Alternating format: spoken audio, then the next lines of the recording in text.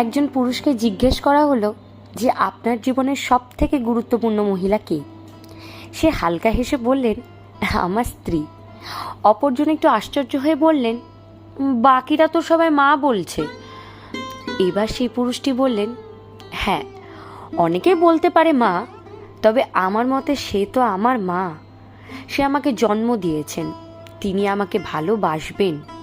তার সাথে তো আমার রক্তের সম্পর্ক, তার পেট থেকেই আমার জন্ম। তবে আমার স্ত্রী, তার সাথে তো আমার কোনো সম্পর্কই ছিল না, তাও সে আমাকে ভালোবেসে আমার পাশে দাঁড়িয়েছে। আমার জীবনে সব সময় আমাকে শক্তি দিয়ে এগোতে সাহায্য করেছে। নিজের বিলাসবহুল জীবন ছেড়ে, নিজের পরিবারকে ছেড়ে আমার সাথে সেই অভাবের জীবনেও আসতে রাজি হয়েছে, সে শুধু আমার ভালোবাসার কথা ভেবে। তাই সেই আমার জীবনের সব থেকে বেশি গুরুত্বপূর্ণ মহিলা।